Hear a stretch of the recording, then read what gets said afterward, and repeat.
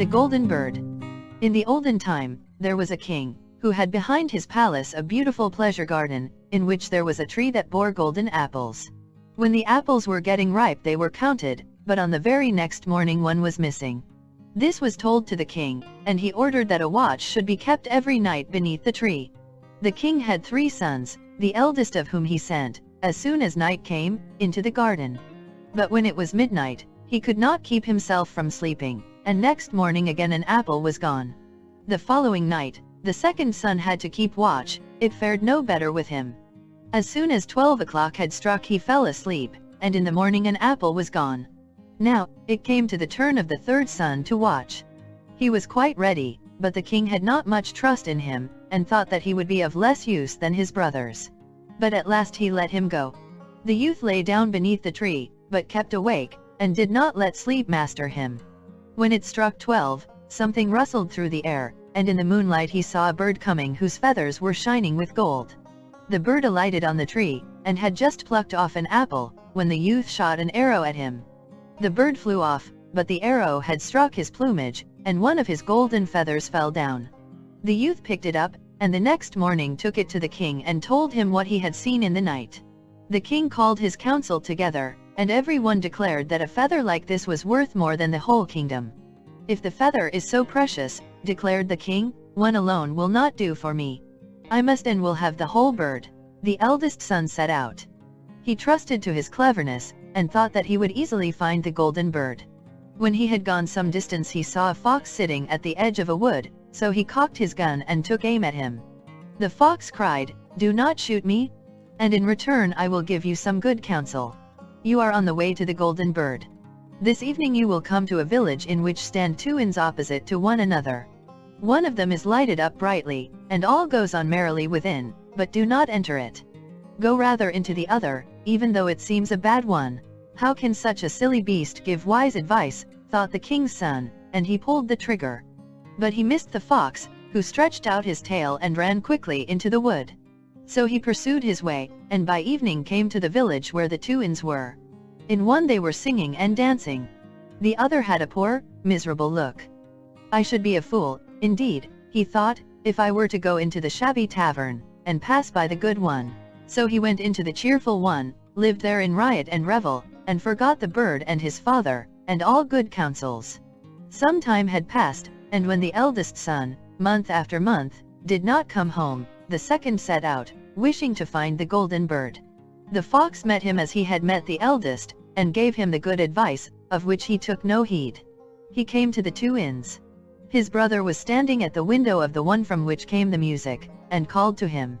He could not resist, but went inside, and lived only for pleasure.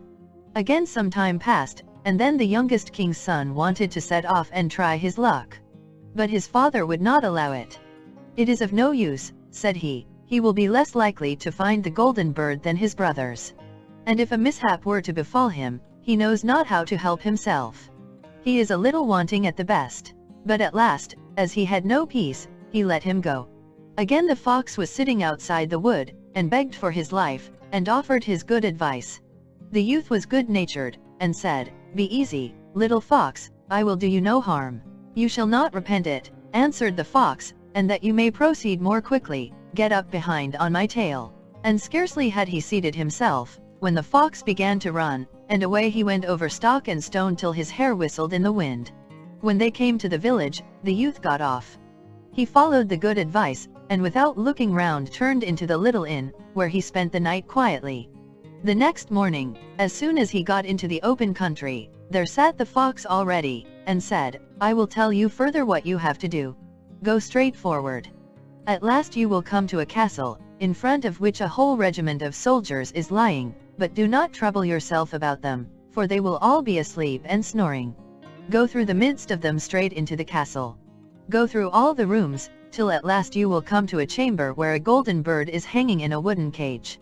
Close by, there stands an empty gold cage for show. Beware of taking the bird out of the common cage and putting it into the fine one, or it may go badly with you." With these words the fox again stretched out his tail, and the king's son seated himself upon it. Away he went over stock and stone, till his hair whistled in the wind. When he came to the castle he found everything as the fox had said. The king's son went into the chamber where the golden bird was shut up in a wooden cage, whilst a golden one stood hard by, and the 3 golden apples lay about the room. But, thought he, it would be absurd if I were to leave the beautiful bird in the common and ugly cage, so he opened the door, laid hold of it, and put it into the golden cage. But at the same moment the bird uttered a shrill cry. The soldiers awoke, rushed in, and took him off to prison. The next morning he was taken before a court of justice, and as he confessed everything, was sentenced to death. The king, however, said that he would grant him his life on one condition, namely, if he brought him the golden horse which ran faster than the wind. And in that case he should receive, over and above, as a reward, the golden bird. The king's son set off, but he sighed and was sorrowful, for how was he to find the golden horse? But all at once he saw his old friend the fox sitting on the road. "Look you," said the fox, "this has happened because you did not give heed to me. However, be of good courage. I will help you, and tell you how to get to the golden horse. You must go straight on, and you will come to a castle, where in the stable stands the horse. The grooms will be lying in front of the stable. They will be asleep and snoring, and you can quietly lead out the golden horse. But of one thing you must take heed.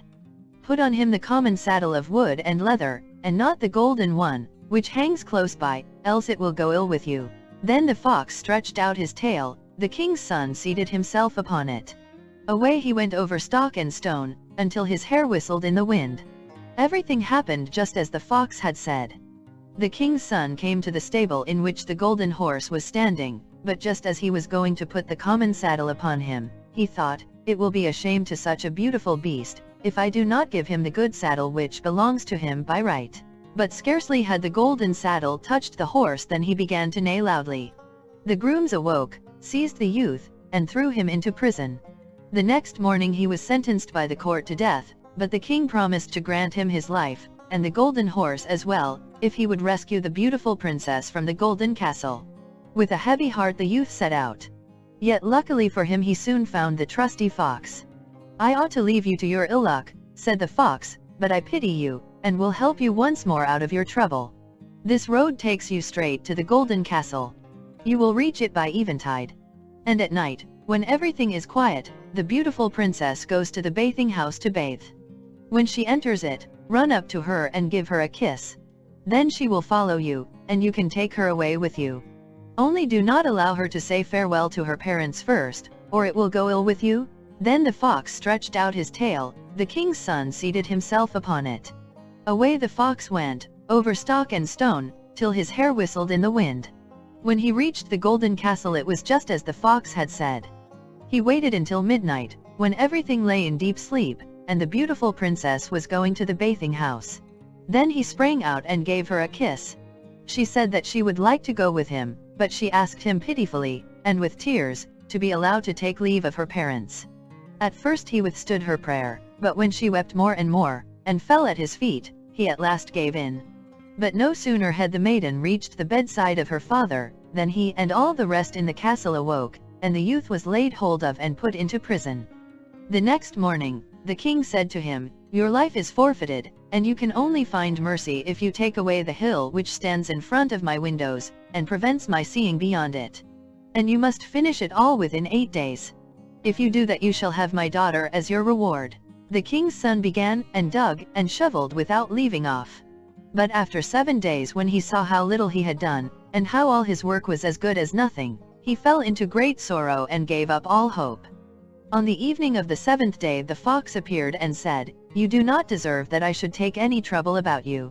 Nevertheless, go away, and lie down to sleep. I will do the work for you." The next morning, when he awoke and looked out of the window, the hill had gone. Full of joy, the youth ran to the king, and told him that the task was fulfilled. And whether he liked it or not, the king had to hold to his word and give him his daughter. So the two set forth together, and it was not long before the trusty fox came up with them. "You have certainly got what is best," said he, "but the golden horse also belongs to the maiden of the golden castle." "How shall I get it?" asked the youth. "That I will tell you," answered the fox. "First take the beautiful maiden to the king who sent you to the golden castle. There will be unheard of rejoicing. They will gladly give you the golden horse, and will bring it out to you. All was brought to pass successfully, and the king's son carried off the beautiful princess on the golden horse. The fox did not remain behind, and he said to the youth, "Now I will help you to get the golden bird. When you come near to the castle where the golden bird is to be found, let the maiden get down, and I will take her into my care. Then ride with the golden horse into the castle yard.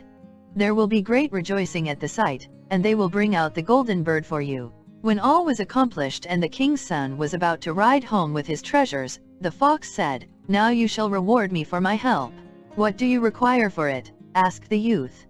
"When you get into the wood yonder, shoot me dead, and chop off my head and feet." "That would be fine gratitude," said the king's son. "I cannot possibly do that for you." The fox said, "If you will not do it, I must leave you. But before I go away, I will give you a piece of good advice. Be careful about two things. Buy no gallows flesh, and do not sit at the edge of any well." And then he ran into the wood. The youth thought, "That is a wonderful beast, he has strange whims. Who is going to buy gallows flesh? And the desire to sit at the edge of a well has never yet seized me." He rode on with the beautiful maiden, and his road took him again through the village in which his two brothers had remained. There was a great stir and noise, and, when he asked what was going on, he was told that two men were going to be hanged. As he came nearer to the place, he saw that they were his brothers, who had been playing all kinds of wicked pranks, and had squandered their entire wealth. He inquired whether they could not be set free. "If you will pay for them," answered the people, "but why should you waste your money on wicked men, and buy them free?" He did not think twice about it, but paid for them. And when they were set free, they all went on their way together. They came to the wood where the fox had first met them, and, as it was cool and pleasant within it, whilst the sun shone hotly, the two brothers said, "Let us rest a little by the well, and eat and drink." He agreed, and whilst they were talking he forgot himself, and sat down upon the edge of the well without foreboding any evil. But the two brothers threw him backwards into the well, took the maiden, the horse, and the bird, and went home to their father. "Here we bring you not only the golden bird," said they, "we have won the golden horse also, and the maiden from the golden castle." Then was there great joy. But the horse would not eat, the bird would not sing, and the maiden sat and wept. But the youngest brother was not dead. By good fortune the well was dry, and he fell upon soft moss without being hurt. But he could not get out again. Even in this strait, the faithful fox did not leave him. He came and leapt down to him, and upbraided him for having forgotten his advice. "But yet I cannot give it up so," he said, "I will help you up again into daylight." He bade him grasp his tail and keep tight hold of it, and then he pulled him up. "You are not out of all danger yet," said the fox. "Your brothers were not sure of your death, and have surrounded the wood with watchers, who are to kill you if you let yourself be seen." But a poor man was sitting upon the road, with whom the youth changed clothes, and in this way he got to the king's palace. No one knew him, but the bird began to sing, the horse began to eat, and the beautiful maiden left off weeping. The king, astonished, asked, "What does this mean?" Then the maiden said, "I do not know, but I have been so sorrowful, and now I am so happy. I feel as if my true bridegroom had come." She told him all that had happened, although the other brothers had threatened her with death if she were to betray anything. The king commanded that all people, who were in his castle, should be brought before him, and amongst them came the youth in his ragged clothes. But the maiden knew him at once and fell upon his neck. The wicked brothers were seized and put to death, but he was married to the beautiful maiden and declared heir to the king. But how did it fare with the poor fox? Long afterward, the king's son was once again walking in the wood, when the fox met him and said, "You have everything now that you can wish for.